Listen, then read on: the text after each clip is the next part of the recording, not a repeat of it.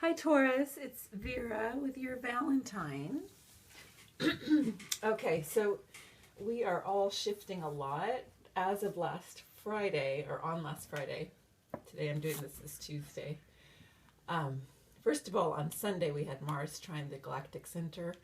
And then on Wednesday, tomorrow, Mars is going to be conjunct Uranus. And then on Thursday, Valentine's Day, Mars is entering Taurus. So I'm definitely gonna, maybe I'll do more than one card for Mars for you. And then,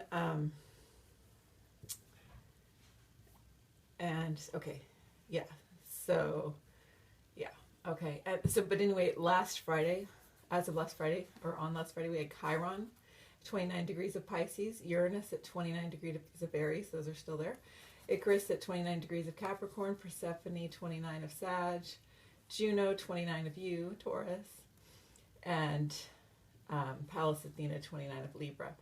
We are in a time of immense shift as a collective and as individuals. Kind of like reaching this point of dissolution, resolution, reconfiguration. I use the word array. Like as we array ourselves, the stories that we understand about ourselves, the information and elaborations that we understand ourselves within and as, which include the archetypes, which include your sign. But as we are really coming to this point where a lot of things have become obsolete or too constrictive, and we are moving into this deeper and truer and new, renewal of, and I'll just say truer because a lot of things have been misaligned for many, many, many centuries. And unjust in many ways, and just incorrect. And we're moving into this truer state of being each in our own soul's true shape, and allowing that for others and each other, and even celebrating that, creating forms of living and society that celebrate that. As that happens, there may be moments of growing pains within your self-understanding, your understanding of your patterns in your life that you've been living, and that you have experiences that you've had, and then also within your relationships there might be shifts, whether work or family or whatever, probably more than one, as we shift in each move into this gentlest new way of being each in our soul's true shape that we came here to experience, and the joy of that, and the curiosity and the gorgeousness of that is each of our birthright, and that we hold space for within ourselves, and as thus do that for each other. But we have also held each other in other alignments, and as we change out of that, or misalignments, and as we shift out of that, there can be pain, there can be misunderstanding, there can be doubt. Okay, so I'm gonna pull some cards for you. A little philosophy, a little astrology, and now some cards, which are my main magic. Okay. Dear Taurus, what do you have to draw on? I'm gonna take one from my newest and one from my oldest and one from my newest deck for what you have to draw on as a Taurus. This green here. Oh, and look what comes up, the Fool and the Two of Cups as I cut the cards. So maybe trusting in your oldest, most innate sense of yourself as an adventurer and a participant in the motion of the universe, which is love, the most the deepest and most important and most powerful force in the universe, as Einstein said, is love. And the moon here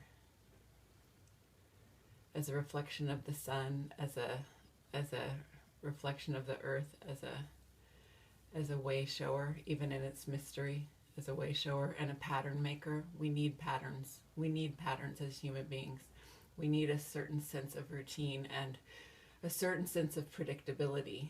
Maybe not really, really encrusted and stressful one, but we do need that. That's why the earth, moving to the motions of the earth, a lot of my journey in the last 5 or 10 years of coming really to accept and grow and learn more about some gifts I have that I used to, be taught that weren't even real, that were scoffed upon, that were just ignored or suppressed, even though they tried to come out in other ways, but sort of forlornly. Anyway, as I've come into this through those pathways, but breaking, maybe through old patterns and pathways and talents that you have, but like sort of breaking those even as you go, like breaking through any constraints that those have, just because the power of your own soul coming through is like sunshine or water or fire or earth coming, the motion of that, of life and living in it,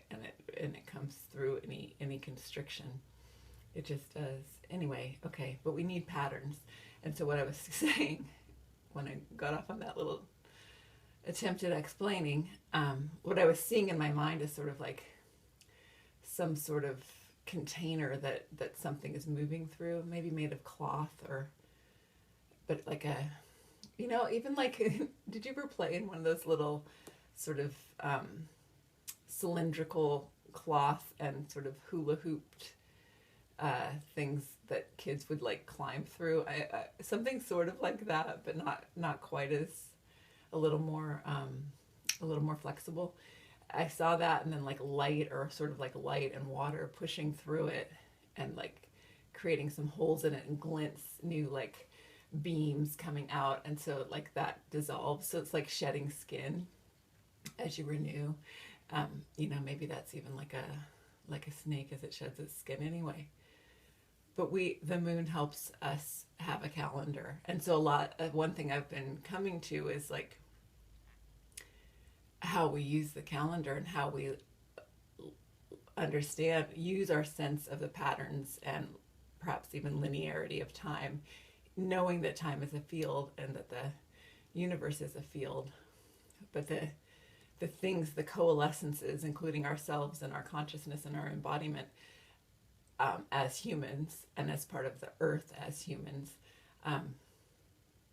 those coalescences, and it just helps us to feel grounded, to have these patterns, right, of the earth. So now I think, let's have a little celebration every, as we take care of our house, and as we take care of our community and ourselves, our small family, and our pets, let's at each solstice, not only at each winter solstice, but also each summer solstice, and not only at each solstice, but at each equinox, let's have a little party and have a gathering, so that then we are tending to the house in preparation and in celebration of that. And also just, we are giving ourselves this pattern. And as the moon offers a pliable structure to us. It's like a pliable cathedral. The way that nature helps us understand time and ourselves as part of nature, right? The girls, the teenage girls who are sort of really at the forefront of this, these renewed school strikes, for trying to get adults to pay attention to climate change and the need to care for our planet in different ways and to change some of our habits, Okay, so we need a reciprocity in the way that we build our structures. Anyway, Taurus, as a Taurus, you can draw upon these things as an earth sign. The patterns and the reciprocity that can be built within these patterns of our daily habits and our ways of building and understanding our days. Okay, I kind of went on and on, but I am going to continue. And then I'm going to draw a card from my newest deck also for what you can draw upon. So these are sort of your ancient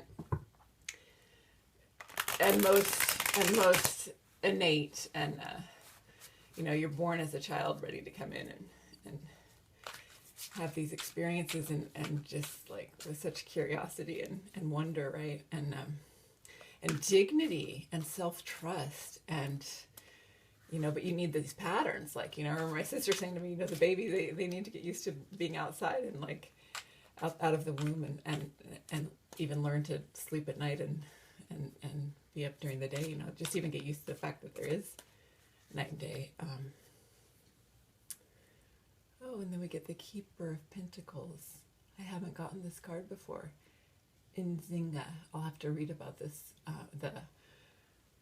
The person that Sarah Shipman at our tarot chose for the Keeper of Pentacles, but this is in a traditional deck would be the King of Pentacles. So you have this renewed understanding of what masculinity or earthliness or even royalty means. So not in any old encrusted way of thinking of these things, or any way that's really power over, but just seated within your own power. You're seated within your own power as the king or keeper of earth. And then you have these ideas floating that you can bring down and ground, and they come even from your body. You're crowned in ideas, and you're seated in capability. Okay. And then you'll have your Valentine story here too as well, for any questions you may be having about particular narratives and events that are, and relationships that are playing out in your life. Okay, I'm going to draw some for, I'm going to draw some of these plain ones for the person who made these cards. The Kwai Tarot wrote about how in her generation, which is a younger one than mine, they're not so into like complex, having grown up with the internet, they're more into like simple imagery. That, at least that was one of her reasons to make this deck, which is quite simple. See, Three of Cups, for example, Three of Swords, for example, High Priestess, for example. They're not so into like complex imagery for the cards. Anyway, that was her definition of her generation. I'm sure others in her generation might define it differently, but I love this deck. Okay, so cut it a little more. And okay, the Chariot. Okay, for the moon, void of course, in Taurus today, as you rest, the shift happens. As you rest in silence and solitude, and whatever way you need to rest today, Taurus, you can also rest assured that the shift is occurring, and that your rest, even your rest, say you're the one who usually is doing certain things for your family or for your job or for your community or whatever it is, your resting is actually allowing, is a method of allowing the shift to continue to occur within your patterns, within your ideas, within your gravity and ability. You may rest also. Within that, there's a time for rest. And then the Three of Wands, which is a receptivity card, knowing that you've done a lot of work, quiet work, heraldic work, public work, private work, and you may rest. Stay open, stay receptive. This is not a closed off rest, but it is a rest in knowing and in trusting the deep heart's work that you've done and what will be returned to you, or what is the work of others, and allowing for that in a mighty collaboration. Okay, and then I'm going to draw some for Mars, and I might just kind of, I'm not sure, almost look what's on the bottom of the deck, Demeter, almost as being a, I can't quite think of the word, but almost just to be rebellious. I'm using rebellious isn't quite the word, contrary, as a sweet contrary. For Mars, I'm going to draw from the Mother's Wisdom deck, even though Mars is, traditionally more of a masculine, tagged masculine. Okay, but Demeter, is the earth goddess and the bereft mother, but also as the, fierce mother, and somehow coming into you can go back and, I mean, I don't want your video to be too long, but all of the videos, both the ones that are tagged for the collective and then the ones tagged for each sign, have a lot of information that, you know, relates back and forth. Okay, I got ocean. And look, this is like attending a sort of a witnessing in a watery, flowy way.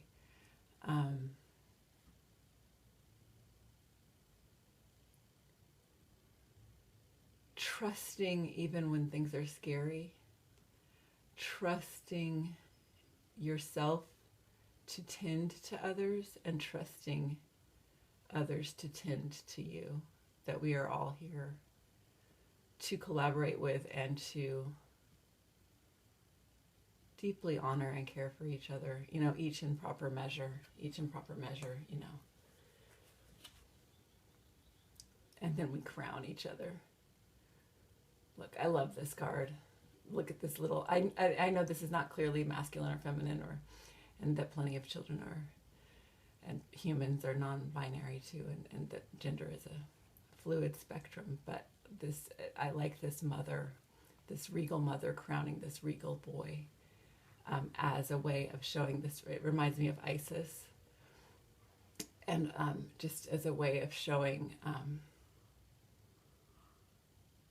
the power of our intellect and the power of our pageantry, and how this can be handed back and forth through generations and through our days, and between men and women, and between all genders. I have a friend who always says there's a gender for every person alive on earth, or maybe even every creature, every flower. You know,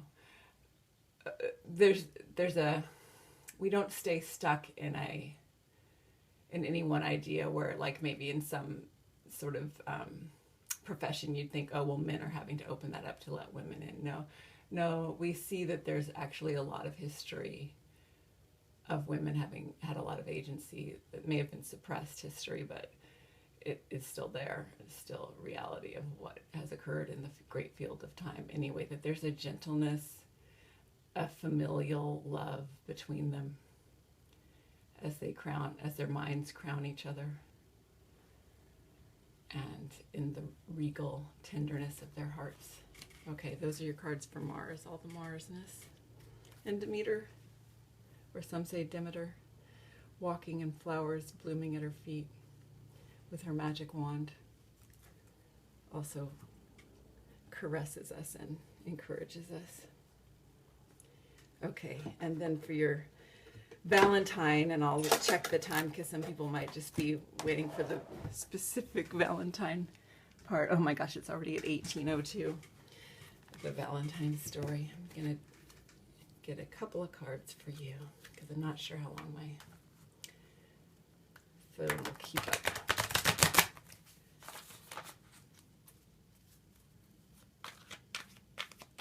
This morning. Although it's pretty high battery, I think, anyway. Okay, the Hermit and the Empress. The Hermit and the Empress. So a solitary, someone who tends to be a loner, and then someone who also tends to be a loner, but at that same time is this, each in their own method of gestation. Each in their own method of gestation. Yeah, you're each in your own method of gestation and quiet and consideration and considerable capability as you, in this quiet void of the moon, during this beauteous and amazing, you know, motion in this Valentine week, allow, you know, that quiet to allow more to occur within the very rest of how maybe you have been interacting. There's a rest. What do they call that in music? I'm not sure, but there's a rest in poetry. You might call it a caesura. There's a rest, and within that rest is this open, like each at their own shore, knowing that they've brought to that shore all their works and all their knowledge and all their experience and all their eagerness and tenderness and renewal, and then glance at each other across the shores, each having brought that. And in this quiet, there's a way that things are moving forward to what will happen next. Okay? And I'm going to draw one more card for you. What turned up immediately was the King of Swords, so clarity. Oh my gosh. And then again, the Hermit. So someone is coming to a clarity within their solitude, or both people are. Okay, and I'm going to show you the cards. And then all of this allows for the next collaboration. You know, if you're hoping and dreaming, the other is as well. And you can trust in the patterns. The patterns of tending and creating and collaborating. And each resting in its own true self, receptive to each other.